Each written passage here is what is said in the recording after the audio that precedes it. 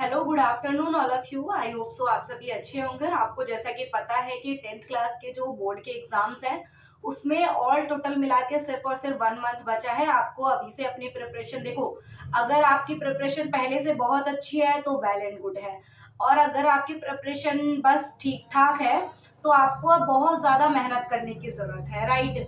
और अभी भी ऐसा नहीं है कि आपके पास टाइम बहुत कम है तो आप नहीं कर पाएंगे, नहीं पॉसिबल है, पूरा साल नहीं पढ़ा तो आप क्या पढ़ेंगे, नहीं।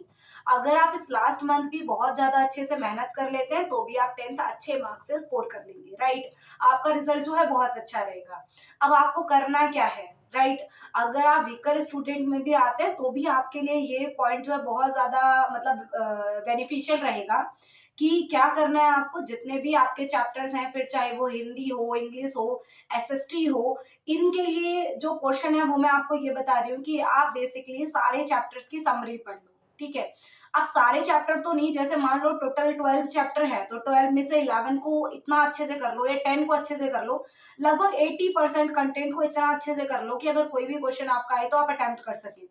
जो चैप्टर लगते हैं ज्यादा टफ है, आपका उसमें ज्यादा टाइम जाएगा, उनको स्किप कर दो फिलहाल के लिए, ठीक है। कम से कम उन 2 चैप्टर को ये देख लेना कि वो ज्यादा मार्क्स के ना हो, ठीक है।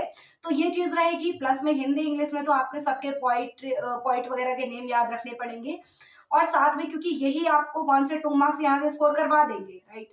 पैसेज वगैरह आते हैं वो इजिली आप कर लेंगे। एसएसटी की बात रही, जितने भी चैप्टर है सबकी समरी पढ़ लो। समरी करते के साथ ही कोई भी क्वेश्चन आएगा आप उसको समझेंगे, उसका आंसर उसके अकॉर्डिंग दे देंगे, कोई दिक्कत नहीं है, ठीक है। रही बात मैथ और साइंस की, मैथ के अंदर पर्टिकुलर चैप्टर्स उठा लो, उनकी रिवीजन करना स्टार्ट कर दो। प्रीवियस ईयर पेपर्स को देखो कौन से क्वेश्चंस रिपीट हुए हैं, आइडिया मिल जाएगा कि क्या करना है क्या छोड़ना है।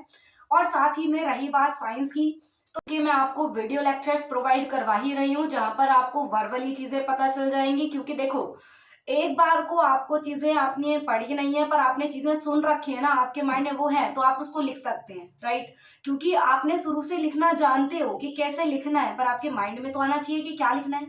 तो अगर आप वर्बली चीजों को सुन लेते हैं देन उसके बाद अपने वर्डिंग्स में आप लिख सकते हैं। अब बात आती है कि मैडम हम लिखेंगे कैसे, है ना। अगर आपने वो चीजें वर्बली सुन रखी है तो आप उनको घर पे एक बार फेयरली नोटबुक से, जहां से भी आपको मटेरियल मिलता है वहां से एक बार ट्राई करके देख लो।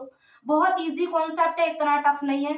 और मैं जो साइंस की स्ट्रेटेजी फॉलो करवा रही हूँ आप उसके साथ अगर कनेक्ट रहेंगे तो मुझे नहीं लगता कि साइंस के अंदर आप पास भी नहीं हो पाएंगे। बहुत अच्छे मार्क्स को स्कोर करके आप 10th क्रॉस करेंगे, राइट।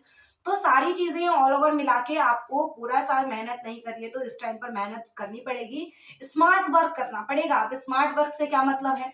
स्मार्ट वर्क से मतलब है कि आपको चीजें डीपली नहीं पढ़नी, आपको उनको इतना तरीके से पढ़ लेना है कि अगर कोई क्वेश्चन उस टाइप से आ जाए तो आप अटेम्प्ट कर सकें। प्लस में आपको उसकी नॉलेज भी हो, क्योंकि देखो, अगर आपको एक क्वेश्चन का, जैसे मैंने बोला था अभी समरी, अगर आपको किसी चैप्टर की समरी पता है इसका मतलब आपको उसका ऑल ओवर सार सब कुछ पता है। अब क्वेश्चन कहीं से भी आ जाए उठ के तो आप इजीली उसको अटेम्प्ट कर लेंगे, कोई प्रॉब्लम तो होगी नहीं, है ना। तो इस तरीके से आपको चीजें लेकर चलनी है। और अगर किसी बच्चे का कोई डाउट है तो आप कमेंट में बता सकते हैं। और हमारी साइंस की सीरीज के साथ जुड़े रहने के लिए आप चैनल को सब्सक्राइब कर लो, बेल आइकन को क्लिक कर लो, ताकि आने वाली नेक्स्ट वीडियो का नोटिफिकेशन आपको तुरंत ही मिल जाए। Thank you so much watching this video.